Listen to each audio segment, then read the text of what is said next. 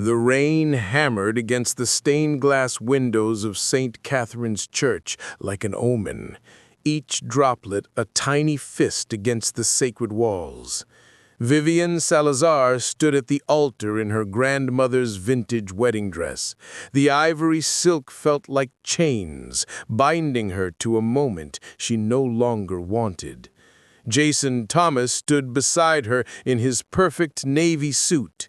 His precision and polished control matched the coldness in his eyes.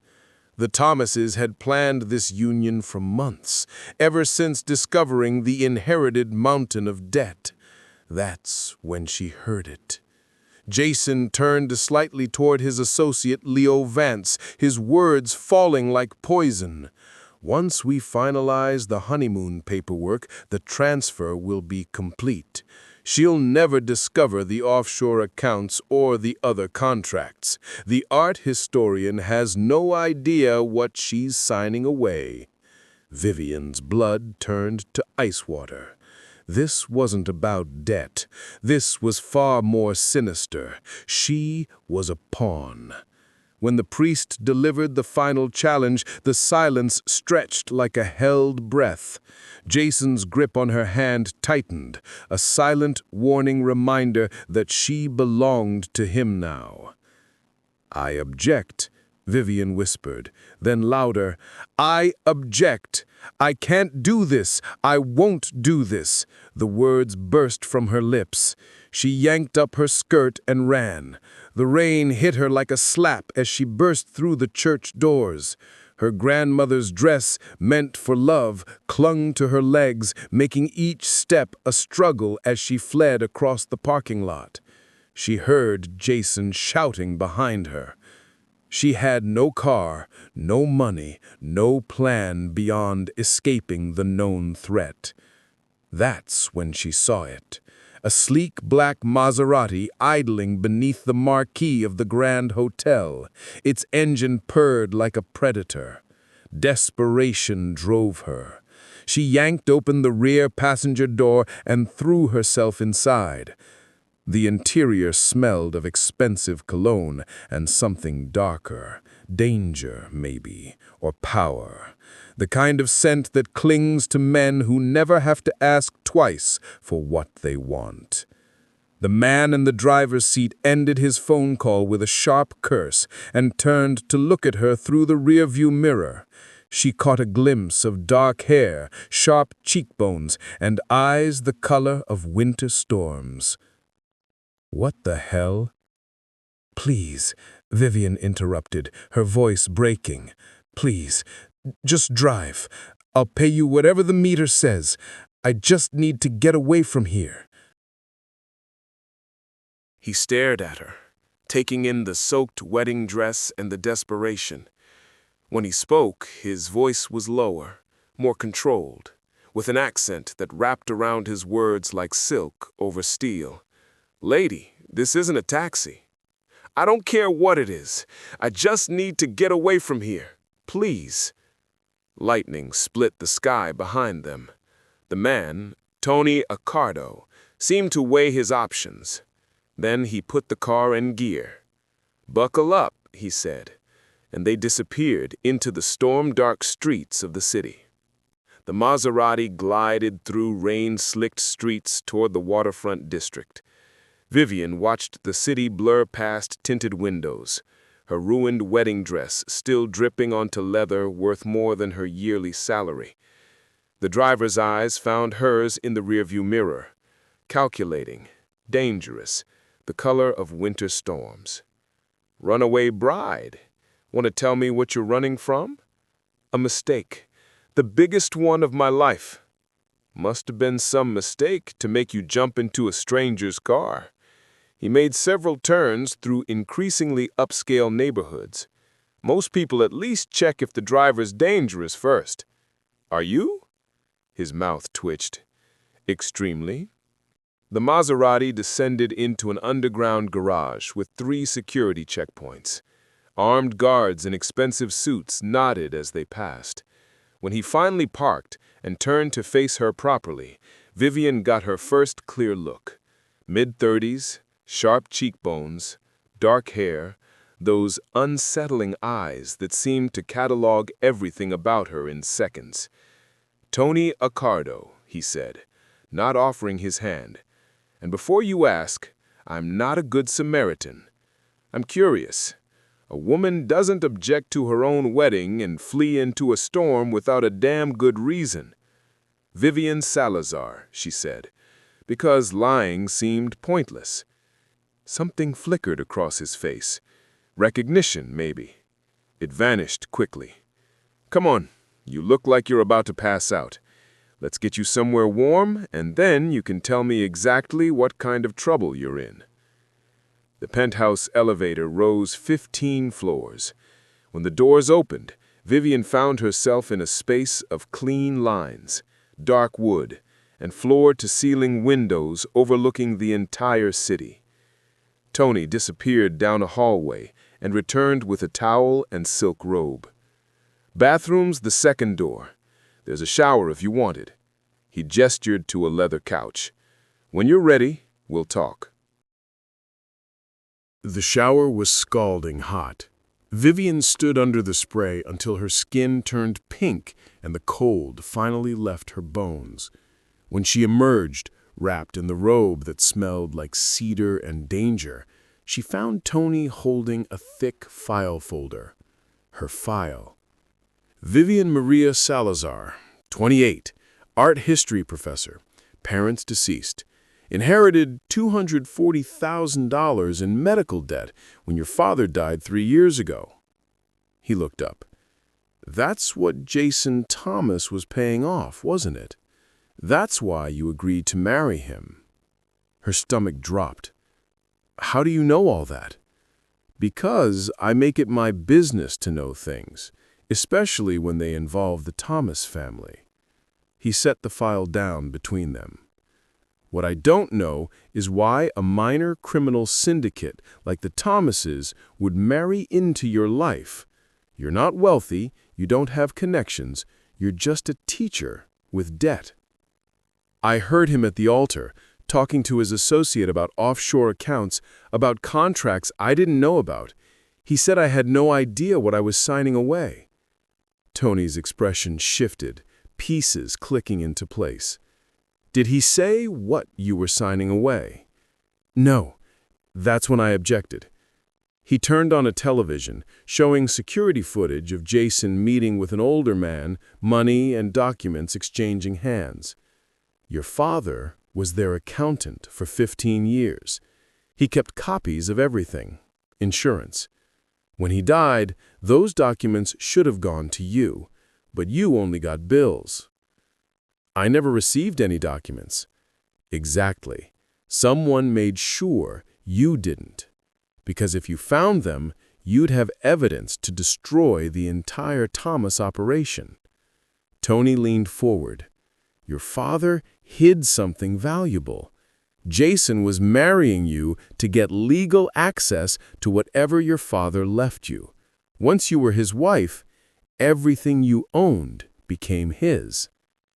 If you can't stand people who manipulate others through debt and deception, hit that subscribe button and let me know in the comments. Type, "Nobody deserves that," because what happened next only got worse. Tony showed her to a guest room with floor-to-ceiling windows and a closet stocked with women's clothes in various sizes. "How did you know my size?" she asked. "I didn't. I'm prepared for contingencies. There are weapons, too, if you know where to look." Sleep wouldn't come. Around 3 a.m., Vivian found Tony in his study, surrounded by photographs and documents. "Can't sleep?" he asked without looking up. "Can you?" "Sleep is for people who don't have enemies. Might as well sit." She studied the crime scene photos, surveillance images, financial documents covering his desk. "Is this what you do? Plan ways to destroy people?" "Sometimes I build things. Empires don't run themselves." He leaned back. "I inherited this from my uncle at 23. In my world, you take what you're given, or you die." "You could have walked away."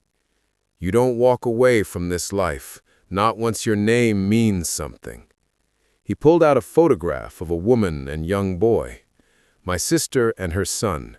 She got out, married a doctor, moved to Portland, lives clean. I made sure of it. That's why I do this, so people like her can have normal lives. Vivian felt something shift in her understanding. My father did the same thing, kept me separate from his work, never told me about the Thomases. He just loved me and made sure I felt safe. By not giving you access to anything they might want, Tony said quietly. Smart man. They sat in comfortable silence. Two people bound by inheritances neither had asked for. 3 days passed. Vivian explored the penthouse, finding unexpected things. Books on art history, classical music, photographs of Tony, looking almost carefree. On the 4th morning, she found an old newspaper in his study. Accountant found dead in apparent home invasion. The victim was Miguel Torres, her father's closest friend. He died 7 years ago, a week before testifying about Thomas Enterprises. Shot 3 times. Files stolen. Case went cold. You shouldn't have found that. Tony's voice came from behind her. Miguel was going to testify, Vivian said, her voice shaking. Then he died. My father got sick right after. That's not coincidence. No, it's not. Who killed him? The silence stretched endlessly. I did. Tony finally said, The Thomases paid me $200,000. I was 26, trying to prove myself. I took the contract without asking questions. The newspaper slipped from Vivian's fingers. No, your father was next on the list. But he got sick before I could act. The Thomases decided cancer would be more natural. So they called off the hit and let him die slowly, accumulating debt. Tony's voice was flat, emotionless. I'm the monster you should hate most, Vivian. Not Jason. Me. The man who killed your father's best friend. Who would have killed your father. Why tell me this now? Because 7 years ago, I was different. I took contracts without asking questions. But Miguel had a daughter, Maria, 6 years old. I watched her at his funeral, and I realized I'd become the thing I swore I'd never be. His jaw tightened. When you climbed into my car, I saw a chance to stop the Thomases from doing to you what they did to your father. Call it penance. Penance doesn't erase murder. No, but I can make sure they don't win this time. If you believe truth matters more than lies, hit that subscribe button. People like Jason and Leo won't. And you need to hear what happened when everything exploded. Vivian didn't speak to Tony for 2 days, processing the impossible truth. But on the 3rd day, he knocked on her door, his face grim. He showed her his phone, a photograph of her best friend, Chloe, bound to a chair, terror in her eyes. The message read, "The bride for the friend. Tonight, warehouse 12. Come alone, or she dies." Leo Vance took her this morning, Tony said. This is Jason's move. I'll go. I'll trade myself. Absolutely not. I won't let Chloe die because of me. Vivian grabbed his arm. You owe me this. You owe my father. If you want redemption, help me save her. Tony stared at her, something dark and conflicted in his eyes. Finally, he nodded. "We do this my way. You don't go in alone. And if I tell you to run, you run." They spent hours planning. Tony made calls, assembled a team, studied warehouse blueprints. Vivian insisted on being there. "She's my best friend. I won't hide while you risk everything." "This isn't your mistake," Tony said quietly. "It's theirs, Jason's, Leo's, mine for starting this chain 7 years ago." "Then let's finish it." In the car, Tony handed her an earpiece. "Stay behind me. Do exactly what I say." "Why are you really doing this?" Vivian asked. "It's not just penance." Tony was quiet. Then, "Because when you climbed into my car, you reminded me that not everyone is broken beyond repair. You fled in a wedding dress because you wouldn't be a pawn. That takes more courage than anything I've done." The warehouse loomed ahead, dark and threatening. The warehouse reeked of oil and rust. Chloe sat tied in the center, bruised but alive. Leo Vance stood behind her, gun in hand, 3 men flanking him. Jason wasn't there. The bride arrives, and she brought Tony Accardo. I'm honored. "Let the girl go," Tony said, his voice deadly calm. "Your quarrel is with me."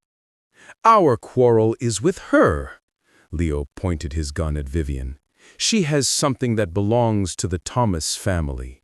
Documents her father stole, an inheritance she doesn't even know about." "I don't have any documents." "But you have access," Leo smiled coldly. "Your father opened a safety deposit box in your name, made you sole beneficiary on accounts you've never touched. $50 million, Vivian. That's what Jason was marrying you for. Not to pay off debt, to gain legal access to everything your father hid." The revelation hit like a physical blow. "For 10 years, Jason stole your identity piece by piece, built a financial profile, created paperwork, waited. Once you married him, everything would transfer. You'd have signed it away on your honeymoon without ever knowing." Tony moved fast. Shots fired. His team poured in from side entrances. In the chaos, Vivian ran to Chloe, cutting her free. Leo aimed at them, but Tony was faster. His bullet found Leo's shoulder. When the smoke cleared, Leo and his men were down. Chloe sobbed in Vivian's arms, and Vivian understood. She wasn't powerless. She'd never been powerless. She was the key to everything. Back at the penthouse, Chloe sleeping safely in a guest room. Vivian sat across from Tony. The truth between them: he'd killed for the Thomases, and she controlled the fortune they'd murdered to hide. $50 million, she said. "My father died protecting money I didn't know existed." "He died protecting evidence," Tony corrected. "The money is leverage. The documents in that safety deposit box, those are what the Thomases really fear.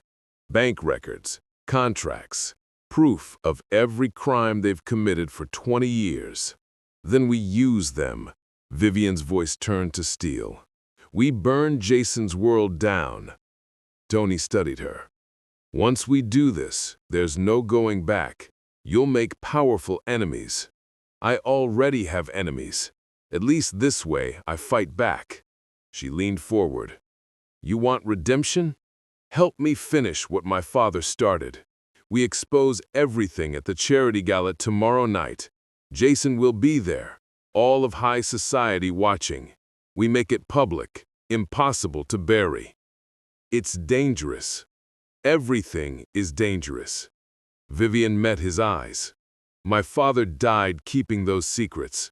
Miguel Torres died trying to tell the truth. I won't let their deaths mean nothing. Tony nodded slowly. Then we do it. Together. Comment justice over revenge if you're Team Vivian. The Thomas family's greed can't win. Now watch what happens when she finally fights back. The charity gala glittered with champagne and diamonds. Vivian entered on Tony's arm, wearing a dress the color of blood. Her father's documents loaded onto a USB drive in her clutch. Jason stood near the stage, confident and untouchable in his navy tuxedo. His face went white when he saw her. Vivian. He approached, all false concern. Thank God, when you ran, I thought You thought I'd never figure it out. The offshore accounts, the 50 million, the fact that you've been stealing my identity for 10 years to access what my father left me. Jason's mask cracked. You don't know what you're talking about. I know everything. She held up the USB drive. My father kept records, every transaction, every crime, every murder the Thomas family ordered, including Miguel Torres. The crowd murmured. Phones appeared. Cameras focused. Security? He hissed. But Tony stepped forward, his presence making armed men hesitate. It's over, Jason. Tony said. The FBI received copies an hour ago. So did every major news outlet. You can run, but there's nowhere left to hide. Jason lunged for Vivian, but Tony moved like lightning, putting himself between them. The punch he landed sent Jason sprawling.